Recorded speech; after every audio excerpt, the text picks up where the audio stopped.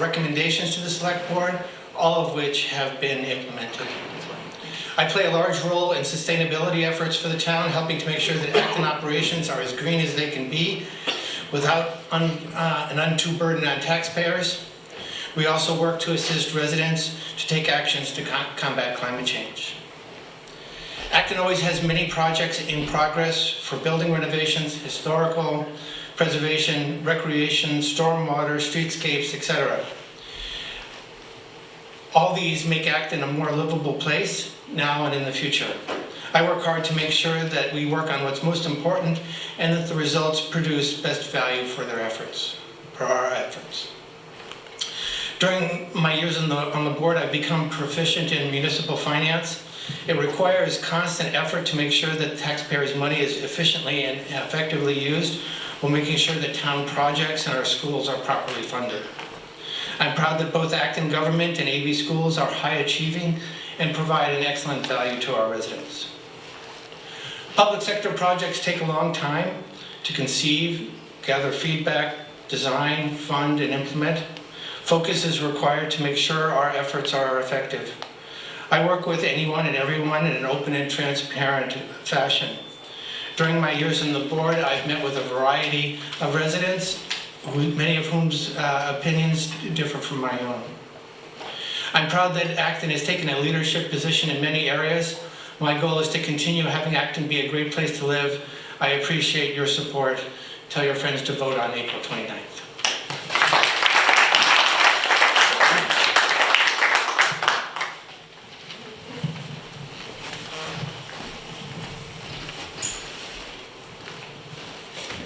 Thank you, David. So, my name's Dean Charter. Like David, I'm just completing my second term on the Select Board, running for a third term. A little bit about my background. I grew up here in Acton, graduated from AB in 1968. My wife and I built our home on Charter Road in 1974. We raised 2 sons there. The specific items, as a Select Board member, you need to be conversant in everything that goes on in town. Keeping that in mind, each of us we have certain affinities for certain projects and sort of issues that we are most involved with, and you pretty quickly become subject matter experts. The specific areas of interest that I've pursued the most in my terms have been related to the police department, fire department, public works, and senior services. The projects that I consider to be some of my best achievements in my terms here is the North Acton Fire Station, advancing the Kelly's Corner project, and the Acton Dog Park, which is now approved and should break ground later on in the summer. And I will be doing a presentation at town meeting in May in pursuit of a new public works facility. A little bit more about my background. I have a Bachelor of Science degree in education, and I have a Master's in public administration. During my career working for the town, which spanned 40 years, I became a Massachusetts Certified Public Purchasing Official. So I'm probably fairly well suited to understand some of the issues that involve with procurement, project acquisition, project management. So I really enjoy that kind of thing. Some of the other liaison assignments that I'm involved with, I'm the Select Board's representative to the Community Preservation Committee. I'm also the liaison to the Council on Aging, the Dog Park Committee, the Design Review Board, and the Conservation Commission, and the Acton 250 Committee, which will be mercifully a rather short-term commitment. We will sunset in about a little bit more than a year. Those of you who know me, and I think most of you do, understand that I politically am a moderate to conservative individual. And what I found is that all of the members of the board that I've served with in the past have been very congenial. We have great discussions. We have lots of frank discussions with one another, but I think we ended up with a much better result when you have a certain diversity of opinion. And I hope to continue to bring that to the board for another 3 years with your support. Thank you very much.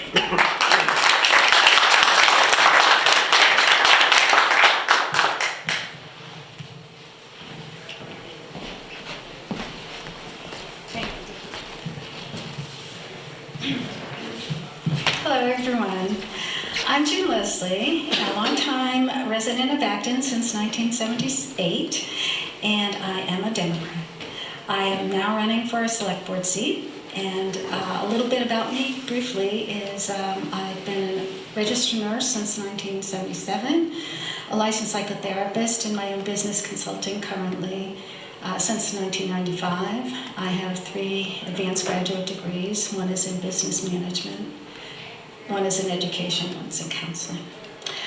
I wanted to let you know that what's most important to me is this: maintaining our health, wellness, diversity, fairness, and justice for all. Let's keep Acton a welcome and safe community. Let's remain committed to protecting our environment. Let's do all we can to assure affordability and accessibility. Let's support our public schools. And let's support all small businesses. In short, I'm a Democrat my whole life. And let's not forget, democracy is worth defending. Thank you very much.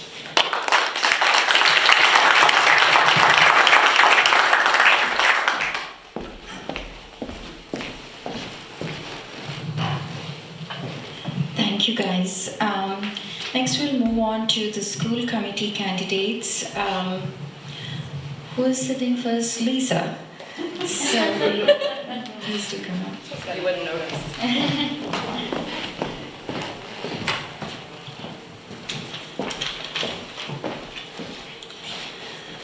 Good evening. I am Lisa Adil. My name is Lisa Adil, and I'm running for school committee. Nearly 4 years ago, my husband, 2 kids, and myself moved to Acton. Among the many reasons we chose Acton, it was the solid education system that cemented our decision. This magnificent community's values mirror our own. I am so incredibly fortunate that my 2 children will have the opportunity to grow up in a community that cultivates lifelong learners, strives for excellence and achievement, promotes environmental responsibility and activism, embraces growth mindset, celebrates diversity, ensures equity, and provides an inclusive and culturally responsive environment. As a parent, former teacher, and current Kona PTO Vice President, I strongly believe in the importance of everyone having access to a high-quality public education. During my time teaching high school science, I taught in several different towns, including Chelmsford. The variety of school districts afforded me the opportunity to directly observe differences in the implementation of services and programs for English language learners, special education, and social emotional learning curriculum. Additionally, it was beneficial to observe a variety of district policies and how those policies impacted the schools and, most importantly, affected student growth and learning. This enables me to think more critically about how my own children are taught and all of the other children in the school district, and what a quality education with engaged learners looks like. My background in education will be a valuable contribution to the school committee, but what's important for everyone to know is that I will lean on and listen to the community. We are so fortunate to have a community filled with culturally rich and diverse people with a multitude of skills and talents. No matter what my feelings are personally on a given topic, I will always vote towards what serves our community best. Thank you everyone so much for your time.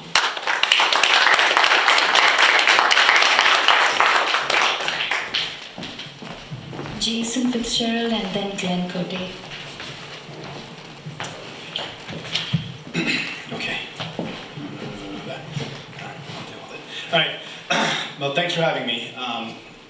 My name's Jason Fitzgerald. I've lived in Acton since 2001, so 23, going on 24 years, with my wife and our 4 kids. I have been a soccer coach. I've been assistant scoutmaster. I have been a faith leader. I have been a baseball coach. I have served on our Douglas PTO board multiple times. And through all those experiences, I've really come to appreciate what the youth in this town means. It's a passionate youth, and they are invested in a wide variety of different activities. They have a wide variety of skill set, and they have a wide variety of interests. And I've just come to appreciate that through those different service activities. But as most of you know, probably, I've run for the school committee for the last 2 years, and both times I've lost. So since then, we've had to cut 30 to 40 more full-time positions at the school, and we've had to fight through a very tough, narrow override, primarily to fund the school system. We're looking at needing another override in the next year or so, and this is not even going to maintain level funding. If you're here, you're obviously an engaged voter, and so the odds are you voted against me. I was critical of the override last year, admittedly, because it did not address any of the structural challenges, and it's pretty much put us in the same situation where we are continuing to find ourselves. I recall seeing many of you in Together for Acton shirts last year, so I realize this runs counter to the prevailing sentiment in this room. However, the fact remains that we're still in a budget crisis in Acton. Every budget cycle we hear that education funding is broken, that we need more money from the state, and that we need to demand the school committee work with Beacon Hill to structure that funding, to secure that funding. I don't understand that necessarily, because I know that the school committee has not been negligent. They have been doing this. They have not left Beacon Hill dollars sitting on the table. This work will continue, of course, but this money isn't free either. Increases from the state will either come from increasing taxes or cuts from other state services. So we need to be aware of that.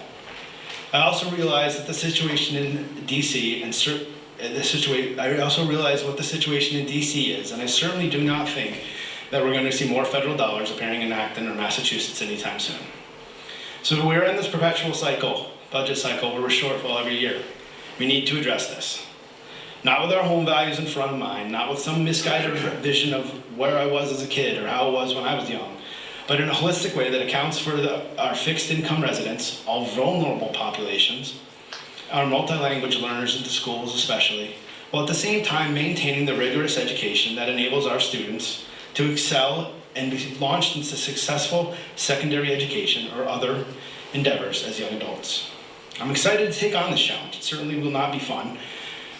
Well, it will not be easy, but depending on how you look at it, it may or may not be fun. But it's necessary, and we need someone who can be objective and who has the conviction to take this on.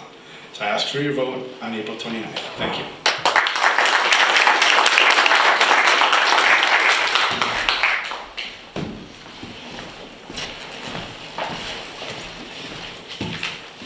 Okay. Is that good? Okay, hello everyone. So my name's Glenn Cody. I'm an advocate, I'm an activist, and I'm running for school committee.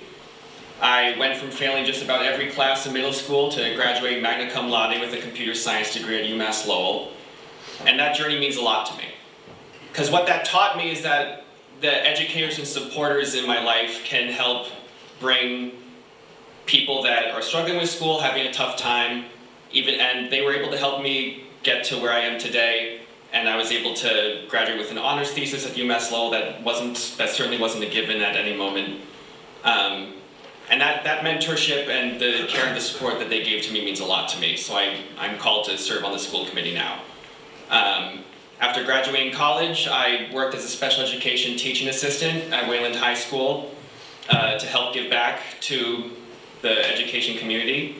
I also got more civically engaged here in Acton. I've been involved in the Acton Democratic Town Committee for years. I helped with the override vote with Together for Acton. I'm proud that I did that. And now that I'm called to serve more on the school committee myself. So, regarding what we're dealing with on the school committee, this is the 4th straight year of budget cuts. They are painful. What we're dealing with at the moment is that because of the dedicated work that a lot of people in this room did, we were able to work our way from what would have been a disastrous 80 staffing cuts to 20 instead. I don't think anyone in this room would be happy to sit here right now if we were dealing with 80 staffing cuts instead of 20. So it's a good thing that that override vote passed, and I'm proud that I did that. I'm proud of all of you in this room that worked for that too. And I'll bring it back to this. We have worked too hard. As a community, as a town, we have put in too much effort, too much advocacy to see us go backwards on more funding, on more funding cuts. And so we have to do everything that we can as a community to help bring people together, help bring people into the process, help the community be engaged with the process, as we're doing everything that we can to prevent steeper cuts going forward. And we need to lift up every student in our district. We need to make sure that all of our kids have the resources and support that we need. And regarding I agree that the current funding model is broken. What I did 2 Tuesdays ago was I was at a joint Senate and House Ways and Means Committee, and I helped pack the room as they were hissing at Healy appointees about how awful the current budget funding model is. So I have been advocating for a statewide reform on this level, and I encourage all of you to do so, and as a school committee member, I will help lead that charge, which I think is desperately what we need. We're dealing with a rising tide of anti-intellectualism in the United States. We're dealing with a rising tide of people that don't believe in the concept of a public education, that believe in things like book bans, unfortunately some in town. And as a school committee member, I don't think that's okay. I think we need to defend public education with everything that we have. I think we need to bring people together. And I think that we've done too much work for too long to go back on this progress that we've made, and it's a good thing that override passed. It's a good thing that we were advocating for that. It's a good thing that we're going to come together as a community and do everything that we can to make sure that the funding reform going forward is what we need and help serve our district instead of what we're getting now. And so there's a lot more to say. I'm happy to answer your questions. I'm Glenn Cody. I'm running for school committee. I'm proud of the work the school committee has done, and I'm excited to serve you further. Thank you so much.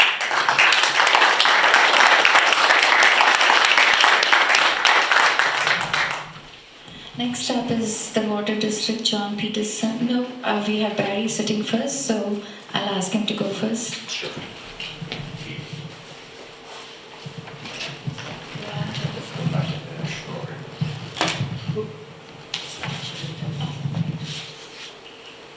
Okay, great. Thank you.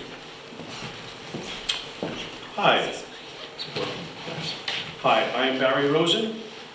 I bring a wealth of diverse experiences in volunteer service in our water district and town to the crucial role of water commissioner. My journey began in the classroom, where I taught biology, environmental science, and engineering. I transitioned into research and development, creating innovative biological and environmental computer models under NSF grants. This foundation propelled me into various leadership positions in several Fortune 100 technology companies. I have devoted countless hours to committees that focus on safeguarding the quality and quantity of our community's water resources. As chairperson of the Waterland Management Committee, for much of my 14 years on the committee, I led efforts to provide critical advice to the water commissioners on essential decisions.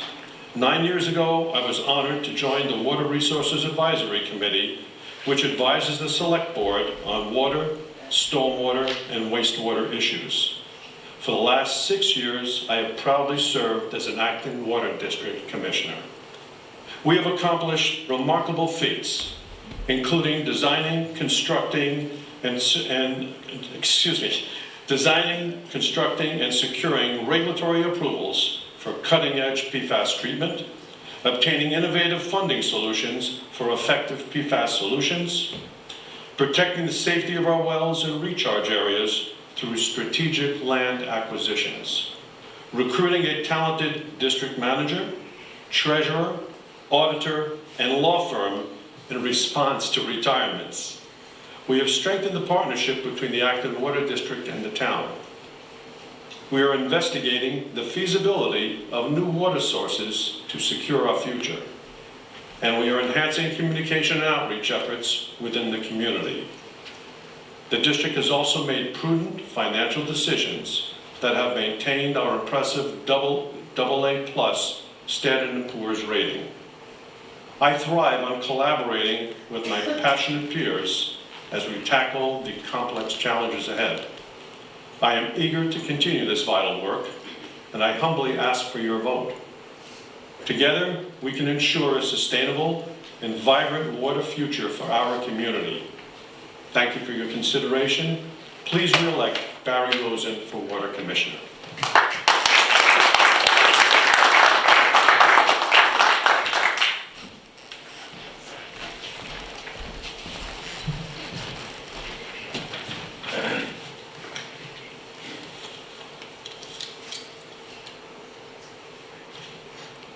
I'm John Peterson. Water is the stuff of life. The Acton Water District has supplied water to the residents of Acton for more than a century. My wife Cheryl and I moved to Acton in 1986, almost 40 years ago. Our two children were both educated at AB, K-12. Erica graduated in 2015, matriculated from Skidmore, and is now working in Albany, New York. Jack graduated from AB in 2018 and is a student at UMass Lowell. I've been a scientist in the field of chemistry for more than 50 years, earning an undergraduate degree in chemistry from MIT and a PhD from the University of California, Berkeley. I've spent most of my career in drug development, building expertise in analytical and process chemistry, as well as a good working knowledge of toxicology. I've led discovery research and am an inventor on more than 40 patents. I've managed global drug development programs with annual budgets of millions of dollars, including the management of commercial operations. My managerial and technical background are well mapped to the challenges of evaluating water quality standards, delivering high-quality water, and contributing to the governance of the Acton Water District. My service as a school committee member, 7 years including 2 years as chair, and a member of the Acton Water District Finance Committee for the past 2 years, grounds me in Acton's needs. I believe in the importance of communication. I presented the school budget to Acton Town Meeting 5 times. I've delivered the opening presentation for the Acton Water District Annual Meeting both of the last 2 years. From both my public and private sector work, I understand the governance role of a board. I would like to give back to the community that has supported me and my family by becoming a Water District Commissioner. Please vote for John Peterson on April 29th.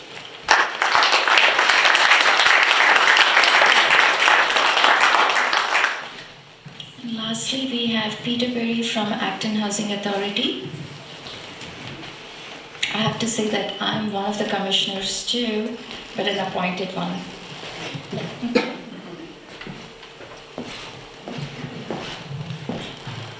Good evening, I'm Peter Berry. I'm running unopposed for a commissioner of the Acton Housing Authority.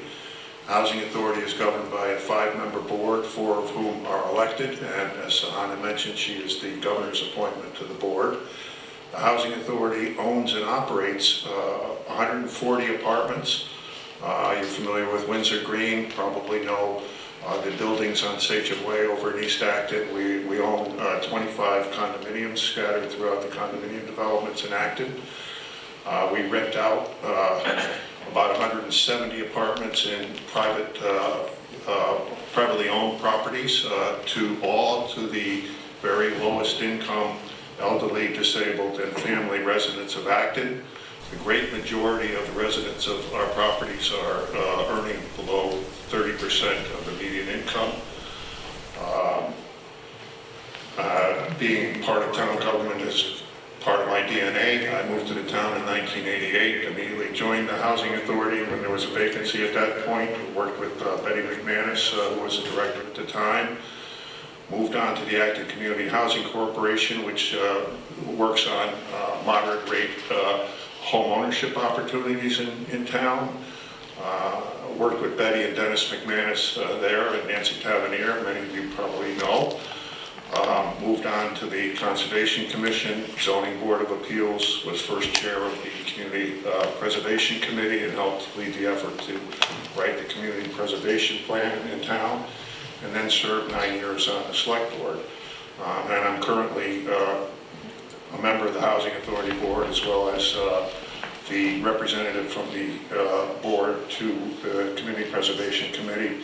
And I've been interested in environmental issues and sustainability issues in town. I'm an associate member of the Green Advisory Board in town. So I've got the skills and interest in continuing to serve on the Housing Authority Board. And like the other members and candidates here, I urge everyone to vote on April 29th. Thank you.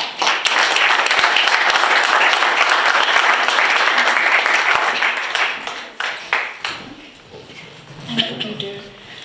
We'll open the floor for questions. Like I said, anyone raise your hand, I'll call on you, and you can ask a question to any of our candidates here. Or if you just want to ask to the select board, just ask all of them. School committee, just ask all of them. However you want to do it. Come on, guys. Oh, there you go. So who raised your hand first? Where do I go? I'll go from Bob. Okay, Linda. I'm Linda Vieira, and I'd like your thoughts on the West Acton Library. Who is the question directed to, Linda? All I'm of sorry, the them? select board. The select board, okay. Yes, all members of the select board, please, or candidates from the select. Can you repeat the question? She wanted to know what are the select board candidates' thoughts on the West Acton Library. Dean. So, as I noted in my intro, I did serve as a trustee of the West Acton Citizens Library for a couple of years.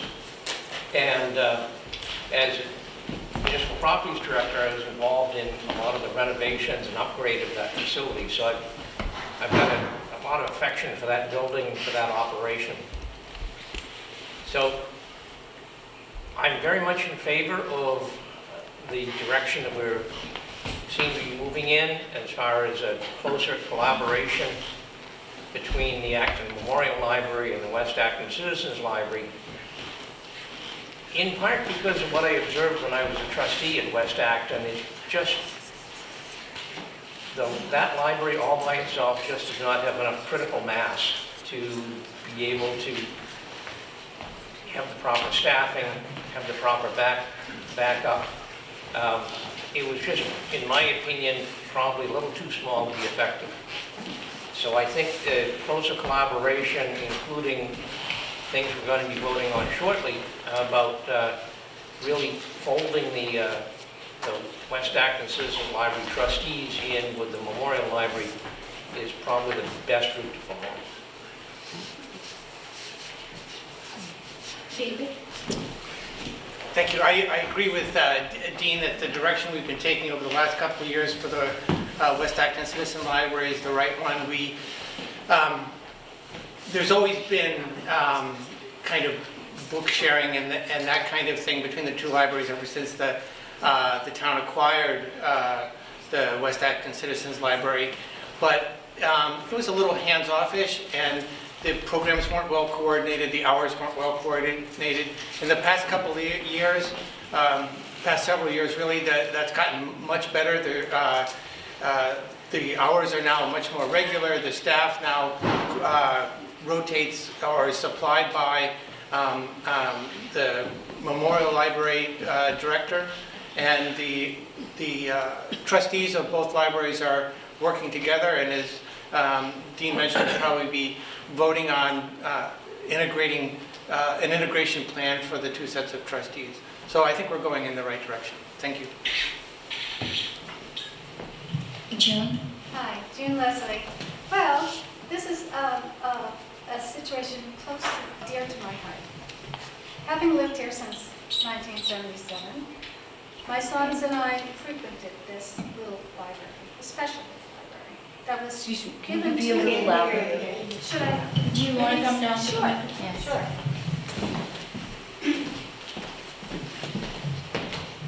Thank you.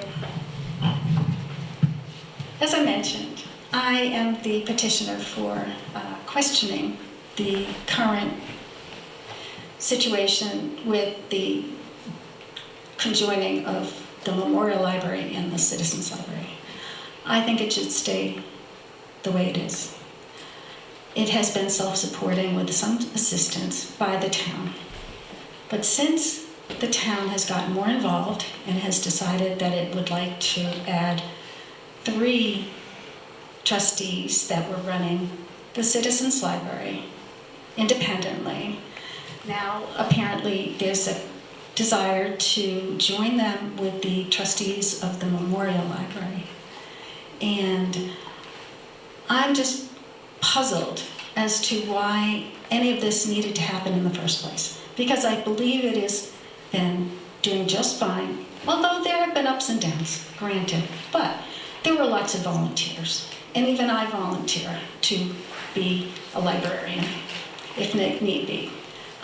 That's how much I care about this little library. And my biggest concern is that not all libraries have to be the biggest, best, greatest with all the bells and whistles.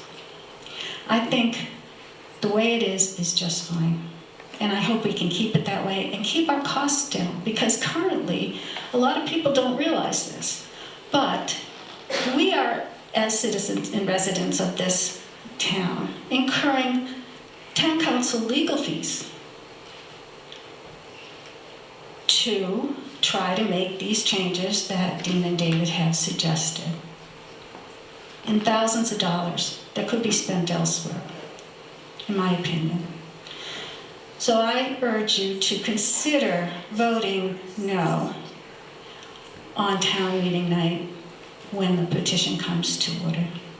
Thank you very much.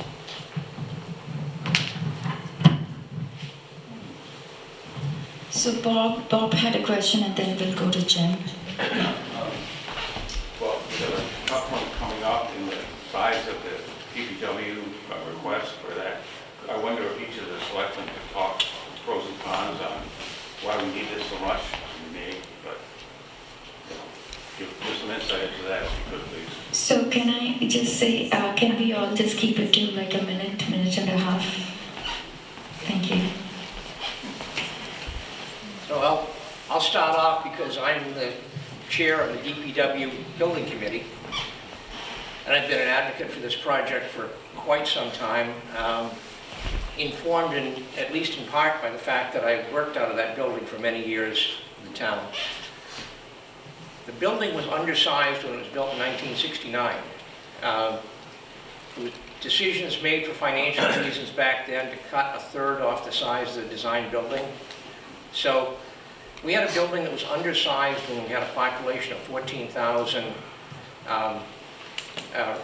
road miles less than we have now, sidewalk miles that were a pittance compared to what we have now. So it's an undersized building. It currently has so many problems with it as far as OSHA non-compliance, air quality issues. We waste huge amounts of time every day moving equipment around because there's just not enough room.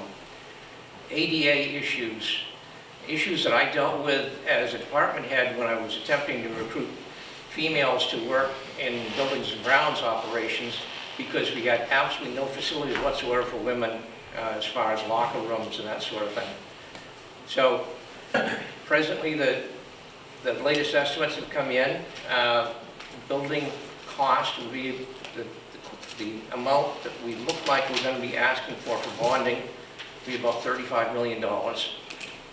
That equates to about $250 for the average household per year. It will be a 30-year note. The time is now. It's just a despicable piece of failing infrastructure, and it affects not only how services are delivered to the public, but it affects being able to even retain proper help. David, do you want to? Thank you. I agree with everything Dean said, and I won't rehash that, but I will say a couple of things here. First of all, we really owe this to our DPW employees. The unhealthful conditions that they have to work in, it's really not good and not fair. The second thing I'll say, though, and I don't think this gets talked about enough, right now the project is a really good deal for taxpayers. We've gone through, I mean, I'm not saying it's free, right? It's going to cost $240 something, almost $250 on the average tax bill. But we've gone through 2 rounds of size reductions. The original estimate that we had before the town voted for the design money. That was reduced. We've reduced it again. We've gone through rounds of value engineering on the project. It is now a smaller building than what we had envisioned, but it supports most of the operations that we need to do, and it's a good deal. Let me say that we have already invested over $1 million in the design of this building because of a town meeting vote that was supported by both the select board and the finance committee. Now that we're at ready to move forward, if we don't move forward, we will have lost that $1.25 million. We would have to start again. And in addition, construction inflation is running ahead of normal inflation. So when we come back to do this again in a couple of years, it will cost us proportionately more. I agree with Dean that the time is now. Thank you, David. June, do you have anything to contribute to this? Or? No, this time. No? Okay. Is this a follow-up question? It is a on that? follow-up question Okay. that occurred to me when it was speaking, and it might be quick. Okay, if it's quick, because I want other candidates to get a chance to. Okay, yeah, I had a follow-up. Is the new building going to be fossil fuel free? Yes. Thank you. Okay. So, Jim, do you have a question for any other candidates other than the select board? No, but I have a follow-up question on the DPW building question. And I'll change my original question to that. Oh, no. Okay, so let me get back. Actually, I think it's an important question. Okay, go ahead. So far, from what I've heard, the finance committee is completely at odds with the select board. Can you guys explain to me how I can make a choice between what FinCom is saying and what you're saying, and help me to understand why you have not been able to come to any agreement? Select board. David, So, all the members of both boards have the town's interests in mind. It's a matter of emphasis, right? The Finance Committee's emphasis is on what the taxpayer pays, and the select board's, but all the members of the Finance Committee are interested in having Acton run well. The select board, although we always talk about being able to spend the taxpayers' money wisely, is focused on operating the town, right? That's what, we hire the town manager, we make the executive decisions in town, and the operation, so the select board feels directly the pain of the employees that have to work in that facility, and the pain of our operations not being as efficient as they could be. And so I think it's a level of difference. For some things, we have this different point of view and we're this far apart. But for other things like this one, we have this different point of view and we're this far apart. And that's why we ask voters to choose. Dean, or you want to go? So, yeah, I think David is the select board's liaison to the finance committee, so he spends a lot of time working with them and understanding their points of view. I think one of the other issues that's come up a lot is that, this is going to be a debt exclusion override, and you're going to be paying for it for 30 years. So eventually, for those of us that are young enough, won't have to pay that. It all depends on how optimistic we all are here. But there's a lot of concern about, we just had an override last year. It was narrowly passed. That's a permanent override, so that'll stay on your tax bills forever. And stacking one override on top of another, it can be controversial. However, we feel now is the best time. The suggestion is, let's wait a couple of years, we'll see what happens. Tariff issues and increase in price of supplies and that sort of thing. What we do know is, building inflation costs usually go up by about 5% a year. Wait 4 years, cost of building's going to be another 20%. The building that we've got right now, we think is the right size. We're not going to be able to say, okay, we can only have half of that building. There's no point in doing it. So, it's an honest disagreement, which has been courteous but vehement between the select board and the finance committee. But I think a lot of it is because of the fact that we just had an override last year, so that adds to the angst. Thank you. I think June wants to say something. Let's keep it short. I'll be brief. I wonder what other solutions might be available than building a new building, despite how wonderful that would be for everybody. And I do feel for the women not having their own separate space. I do feel for the men and the women both experiencing any health problems, if that's the case. But I also am a firm believer in repurpose, reuse, recycle. And I would like to know what the other studies were that were done to let us know that this is the only option that's being presented. Thank you. So would I like to ask if you guys have any questions for the school committee? That's your colleague, son. Oh, hold on. Yeah, John. May I ask a school committee question? Absolutely. Sam raised his hand first, so I let him go first, and then I let you ask your question. Yeah, I'm just wondering, after 4 years of budget cuts in the school committee, what creative ideas do you have to help make sure we don't have another year of budget cuts in the school? Who wants to go first? Lisa? I'll be bold. Hello everyone, Lisa Adil. So I think it's a really good and it's a fair question to ask. There have been a lot of painful cuts, as previously mentioned.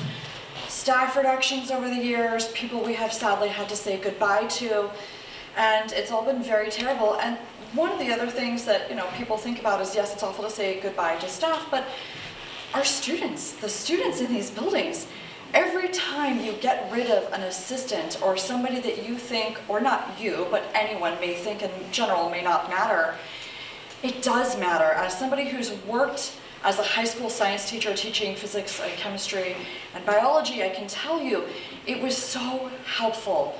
The classrooms that I had the assistants in made the world of difference. When you're separating students out into different learning groups and they're rotating through their different stations, and if you're going around and you're helping them, you really need an assistant or somebody else in the classroom to kind of help work with other students. I'm not an amoeba, I can't divide.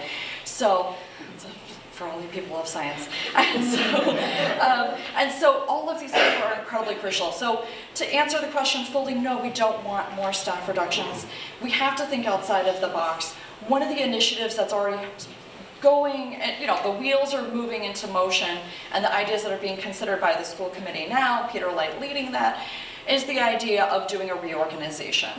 And this idea is to, how can we shuffle people around and have different combinations and permutations of different grades in different buildings, such that we can possibly eliminate a building or be more efficient. It's really time to work within the budget that we have. I, for one, do not have the heart or appetite to try to ask for another override. I know that's something that's hanging in everyone's mind. I think it's really important to try to work with what we have and find a solution that works for staff, for families, and really our students, because all the resources that we have are so incredibly valuable, and we need to make the most with what we have and find a way to do that. Thank you, Lisa. Jason or Glenn, you want I think what it really comes down to is we don't need creative solutions. We just need to act on some of the structural changes that have been recommended. We're doing this finally. We're addressing the fact that we have multiple buildings here. We have a really old building with Conant that needs to be addressed. We have empty classrooms in the new building, which we're all paying for, our tax bill. So we have resources, we have options, we just need to act on them. And it comes down to a uncomfortable, but challenging, but productive conversation we need to have with the community. Be like, hey, we need to change Acton, the way we've done schools, the way we've done our elementary schools. We need to change it. The time is now. It's the time's passed, really, and and we've called for this, right? We've called for open enrollment to be examined.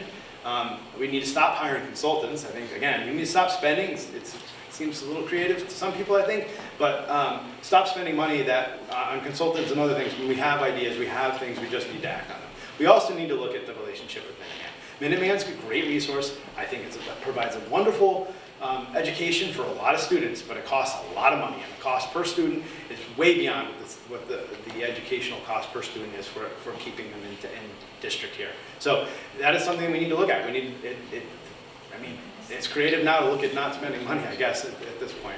So that's what I would say about this. Glenn?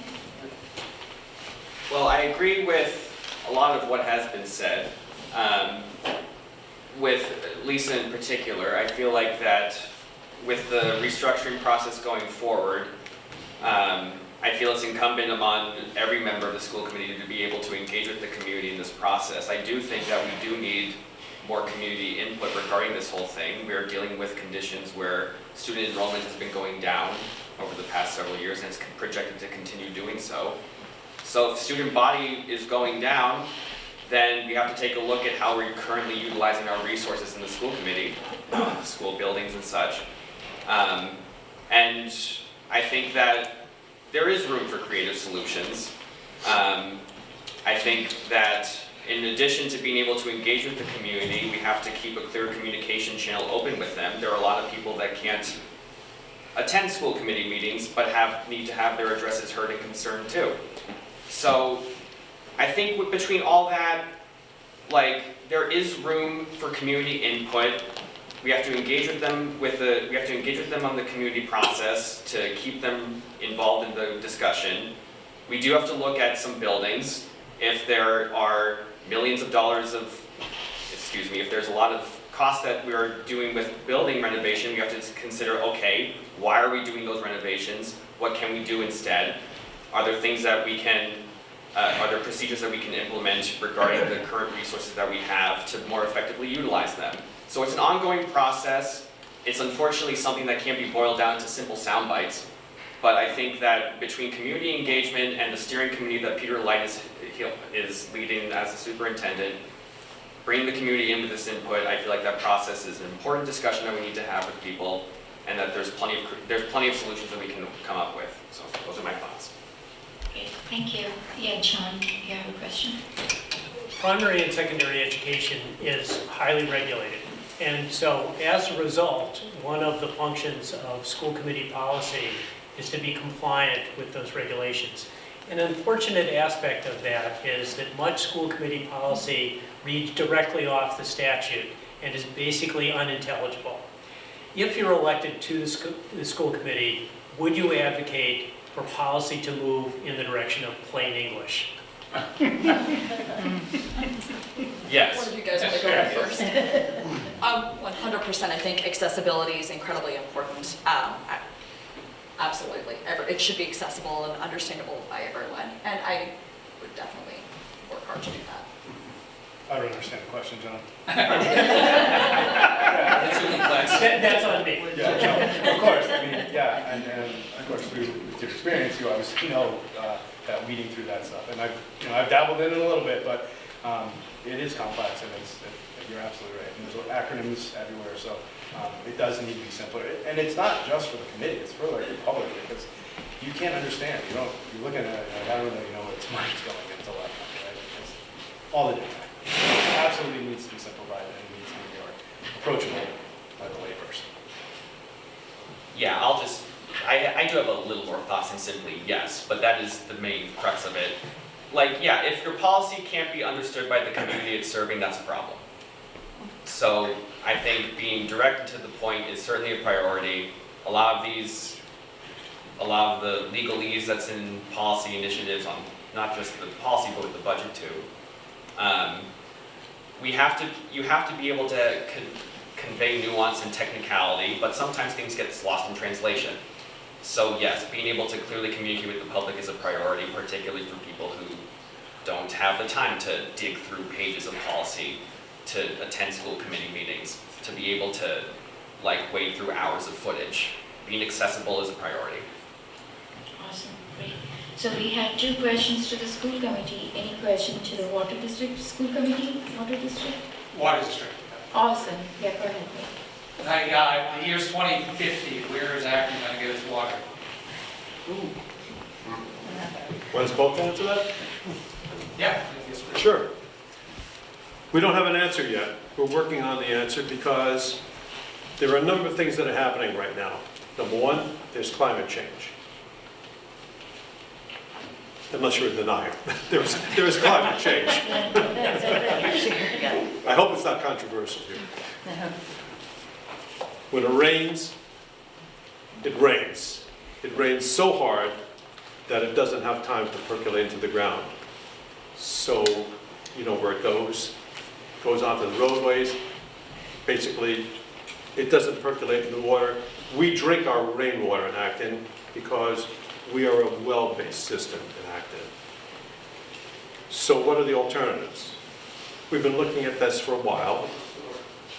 We're looking at, and I can't talk about where, we're looking at some properties that are inside of Acton, and we're looking at some properties outside of Acton.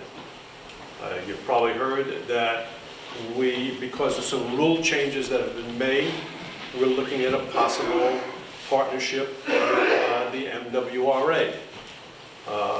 We actually organized a consortium, so we don't look at it by ourselves, but we're looking at it as a possible. Is it feasible? We don't know. We just don't know. We have organized, and I suggested, and the commissioners agreed, we had our attorney draw up an intermunicipal agreement. Originally with Maynard, and then we signed up Groton, Air, Concord, Westford, Bedford also. Bedford is also signed. So we've got a consortium, and we are hiring a consultant that is going to help us look at some of these issues. We're sharing the expense of the consultant, obviously, and we're going to examine the logistics, what the costs are, what are the possible sources of funding, and we also are looking at what happens if we share and what would be our expenses at a regional approach, what would be the expenses of MWRA, what would be the expenses of the state. Obviously, not ready to present that. We're just getting started on that. But we're looking as that may be a possible source. There are also other possible nearby sources, but those are in executive session discussions, and you know, those can't be discussed. So the simple answer is, we don't know where the water is going to come from in 2050, but you can bet the commissioners are looking at that very seriously. If it turns out there's anything feasible with any of these sources, particularly MWRA, we're going to have outreach meetings and present those results to the community. Ultimately, who's going to make the decision? The commissioners have said that the public is going to make the decision. We can tell you about it.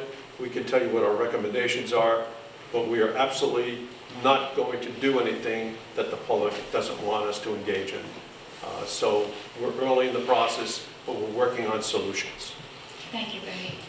John? So independent of where we're going to get our water from in 2050, in 2030, we're going to get our water from Acton. So I think job one for the water district is to make sure that we protect our sources. So one of the things that we need to do is work with the town on the topic of road salt. And the second thing that we need to continue to do is push the conservation efforts of the water district. And happily, you know, if you look at the use of water in Acton, it's basically been flat for the last several years. And that's obviously a function of all the people in the community caring about our water use and recognizing that we have a finite resource. with respect to the long-term prospect for the MWRA, as Barry said, there's a process that needs to be investigated. Acton will never hook up by itself to the MWRA. So what the commissioner started in terms of a community consortium is exactly the right thing to do. However, the MWRA is not an infinite water supply. And I think one of the things that hasn't entered into the discussion yet is if we were to join the MWRA, would we want to get 90% of our water from MWRA or 10% of our water from MWRA? And in terms of that hybrid supply situation, that's exactly what Needham does. They're near the cross connection. They have the ability primarily to supply their own water, which keeps that under local control. So I would hope as this develops, what we would ultimately come to is a hybrid system that would better protect our source of supply. Thank you. Will any other follow-up for them? Okay, great, thanks. Any other questions to our Acton Housing Authority or to our moderator? Yeah.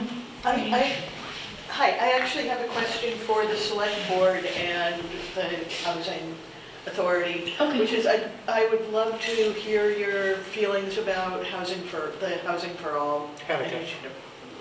Habitat for All. Sorry, Habitat for All initiative, please.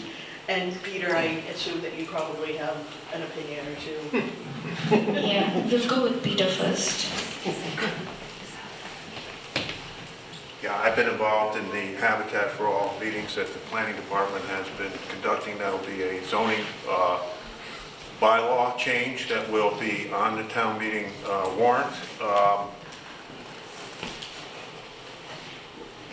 What it emphasizes is smaller homes and more clustered housing, which provides for more open space and housing clustered around closer together.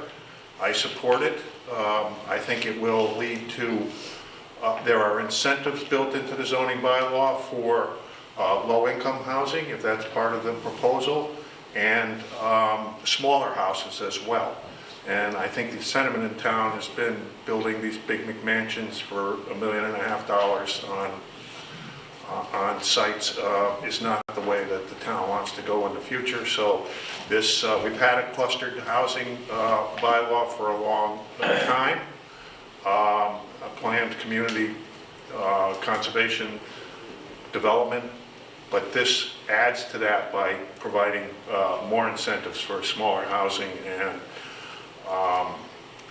more and low-income housing as well. Thank you. David or Dean? Go ahead. Oh, sorry. So, yeah, I'm in favor of the Habitat for All concept, allowing for smaller homes, clustering them together. A lot of my feelings on this are driven by the fact that I worked with many, many blue-collar employees of the town all through my career. And decade after decade, you just saw that your workforce was being forced to move further and further west, further and further north. Not available, the cost of their commute, both financially and in time constraints, was just tremendous. It just created a real problem for us on the town side, being able to attract and retain a good workforce. Specifically, I was concerned about public works type employees, but also police and fire. I'm sure the same situation is happening with the whole educational system, because the cost of housing is so far beyond the realm of anything that a public employee can afford if you move into this town. I mean, I was fortunate, I inherited a piece of land.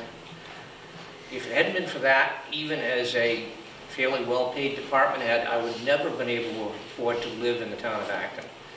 And I think there's a lot to be said in favor of having your employees live locally. They're able to respond better. I think they have more of a feeling of empathy for their fellow Actonians. So I think it's really important. So whatever we can do, and I think Habitat for All is one of those things we can do to encourage smaller, more affordable homes is a great way to go. Jean, thank you, Dave. Oh, sorry, David and then Jean. Thank you. I consider Habitat for All to be a win-win. So first of all, just for a little bit of background, right now in our residential districts, you can build a subdivision, which is where you divide up the land into equal parts and put up a house on each part, or a PCRC by special permit. PCRC is planned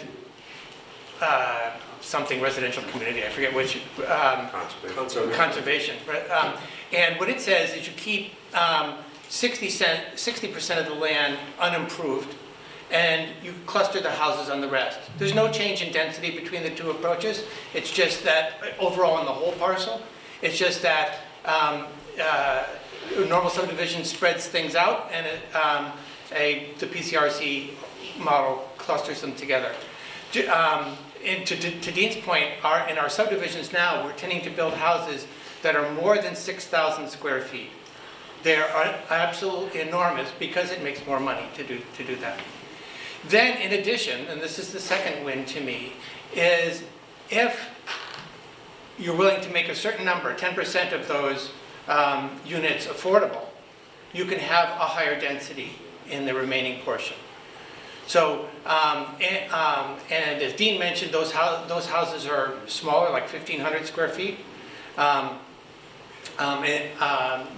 There's also some provision for 3,000 square feet in the law, but mostly 1,500 square feet, and that allows them to be affordable units. If people know about the retired housing on Audubon Drive, that's a PCRC, as an example, and that's the kind of density and things that we'd be looking at. Thank you. Jean.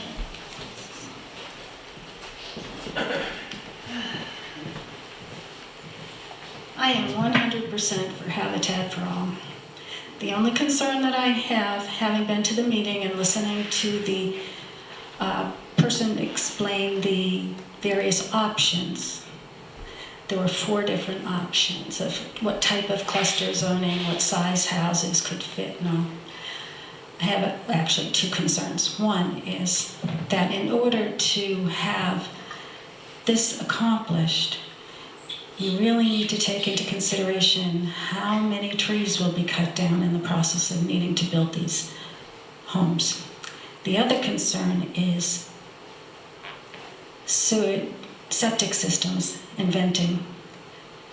They're not allowed to be covered with trees, bushes, and flowers and whatnot because the land has to be permeable. I don't know if that's the correct term, but I think that's what I heard. Anyway, so I think there might be a way around that with a little further study, but I did not hear it when it was presented at the last meeting. Thank you.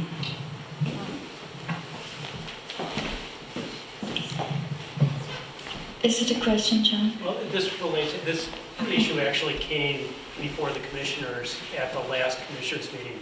So I was wondering if the commissioners, commissioner candidates might comment on this particular topic.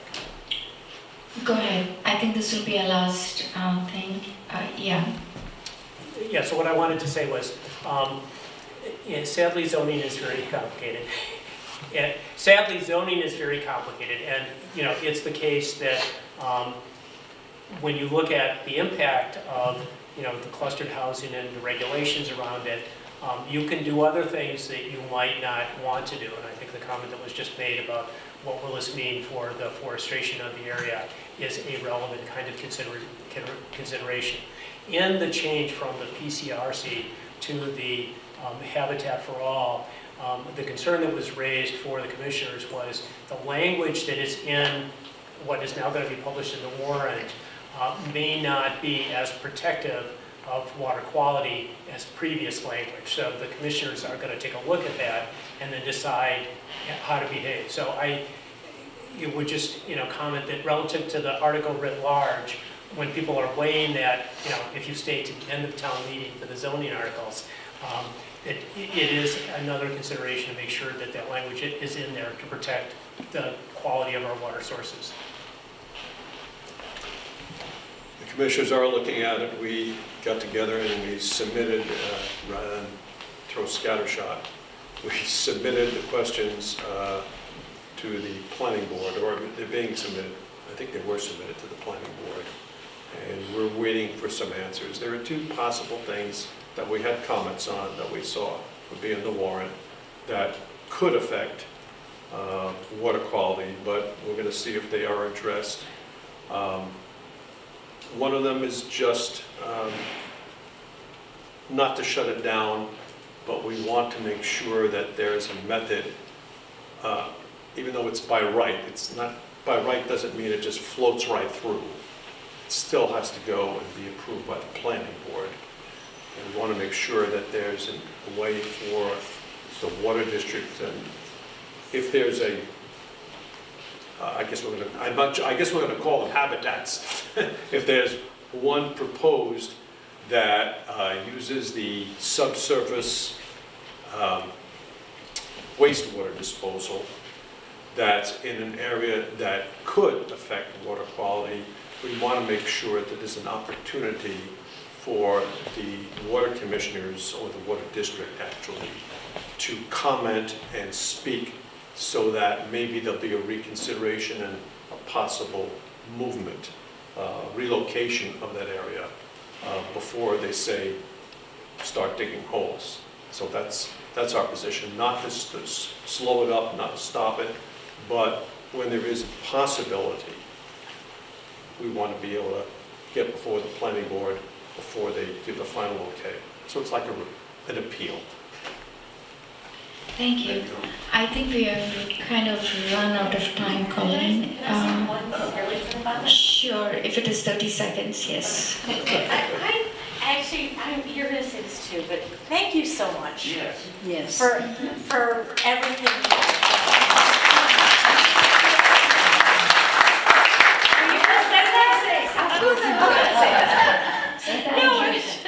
I'm just a very honest. I'm just kidding. Well, thank you guys for your interest. Natalie, we appreciate you guys taking the interest and listening. Thank you all.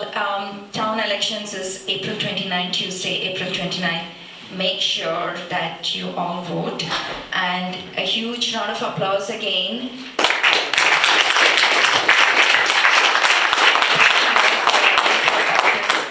It's a big deal, so thank you for stepping up. We really appreciate it.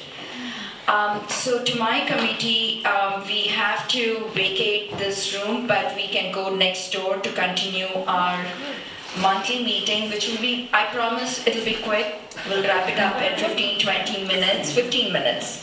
Can't be 5. And all our guests, you're welcome to stay and attend our monthly